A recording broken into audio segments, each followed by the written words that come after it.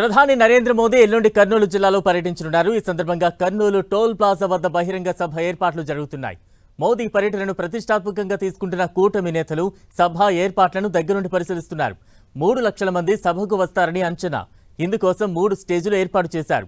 మోదీతో పాటు CM Chandrababu, deputy CM Pawan Kalyan, మంత్రులు హాజరు కానుండటంతో పోలీసులు ప్రత్యేక భద్రతా చర్యలు చేపట్టారు. దీనిపై మరింత సమాచారం మా ప్రతినిధి టీజీ ప్రసాద్ అందిస్తారు.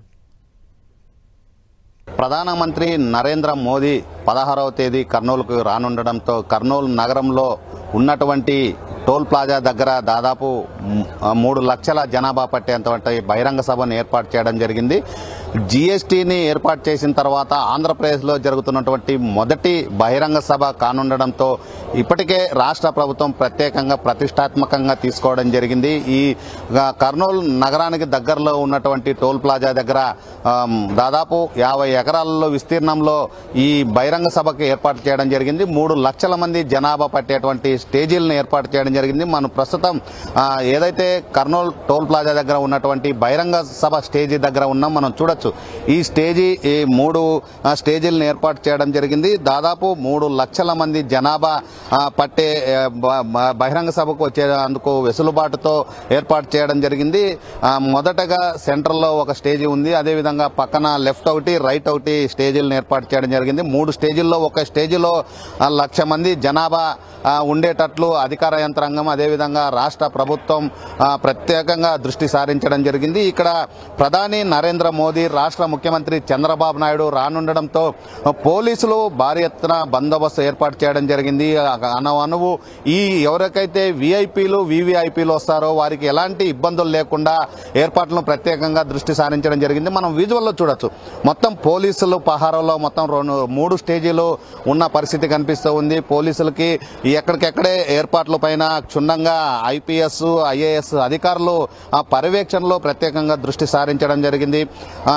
ఏదైతే 16వ తేదీన ఉదయం 7 గంటలకు ఢిల్లీ నుండి ప్రధాని బయలుదేరతాడో అక్కడి నుండి ప్రత్యేక విమానంలో కర్నూలు ఎయిర్పోర్ట్కు చేరుకుంటాడు. ఆ కర్నూలు ఎయిర్పోర్ట్లో ఒక 10 నిమిషాలు రాష్ట్ర ముఖ్యమంత్రి చంద్రబాబు నాయుడు అదేవిధంగా ఇతర మంత్రులతో ఒక 5 నిమిషాలు మాట్లాడిన తర్వాత అక్కడ నుండి శ్రీశైలానికి బయలుదేరతాడు. శ్రీశైలంలో 10 గంటలకు అక్కడ చేరుకొని బ్రహ్మరాంబ మల్లికార్జున్ని దర్శించుకున్న అనంతరం సాయంత్రం 3:30 నుండి 4 గంటల సమయంలో కర్నూలు నగరానికి ఏదైతే బహిరంగ సభ జీఎస్టీకి సంబంధించి కేంద్ర ప్రభుత్వం తీసుకొచ్చినటువంటి జీఎస్టీకి సంబంధించి ఇంప్లిమెంట్లో ప్రజలకి, మధ్యతరగతి కుటుంబాలకు ఎలా ఉంటుంది దానికి సంబంధించి పూర్తి కేంద్ర ప్రధానమంత్రి పూర్తిగా ప్రజలకి సందేశాలు ఇచ్చే అవకాశం ఉన్నట్లు తెలుస్తూ ఉంది.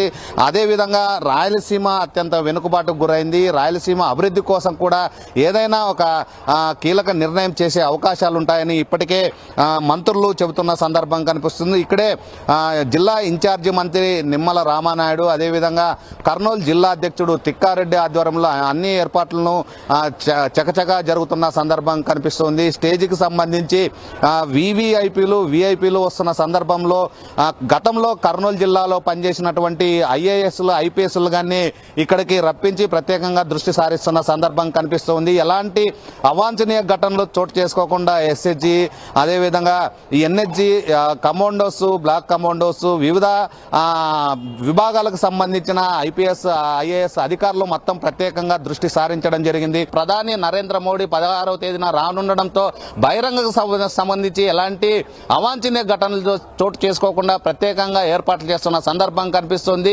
గతంలో పనిచేసినటువంటి ఐఏఎస్, ఐపీఎస్లు కూడా ప్రత్యేకంగా కర్నూలు నగరానికి రావడం జరిగింది. అన్ని చోట్ల ఈ బహిరంగ సభకు సంబంధించి ప్రత్యేకంగా ఏర్పాట్లు చేస్తున్న సందర్భం కనిపిస్తుంది. ఇది జీఎస్టీ బహిరంగకు సంబంధించిన తాజా పరిస్థితి.